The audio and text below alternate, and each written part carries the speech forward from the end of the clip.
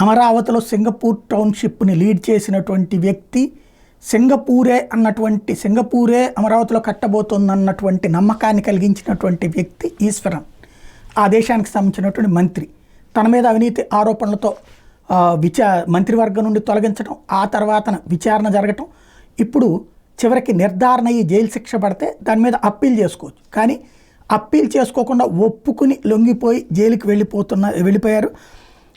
ఎవరైతే ఈశ్వరన్ వ్యాపారవేత్తల నుంచి 7 ఏళ్ల కాలంలో $3,12,000 విలువైన అక్రమ కానుకలు స్వీకరించడం నిజమేనని కోర్టుకు తేల్చారు. ఏడాది జైలు శిక్ష విధిస్తూ గత గురువారం తీర్పు వెలువరించిన నేపథ్యంలో నేరాన్ని అంగీకరించారు ఈశ్వరన్. కోర్టు తీర్పు మీద అప్పీలుకి వెళ్లకుండా శిక్ష అనుభవించేందుకే మొగ్గు చూపారు.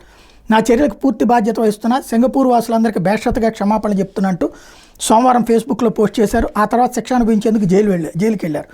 ఇక్కడే విచిత్రం ఏంటంటే ఈ వార్తలు ఈనాడు, ఆంధ్రజ్యోతి, TV5, ABN, మా టీవీ, ఈటీవీ ఎక్కడా కనిపించవు. అదే వింత.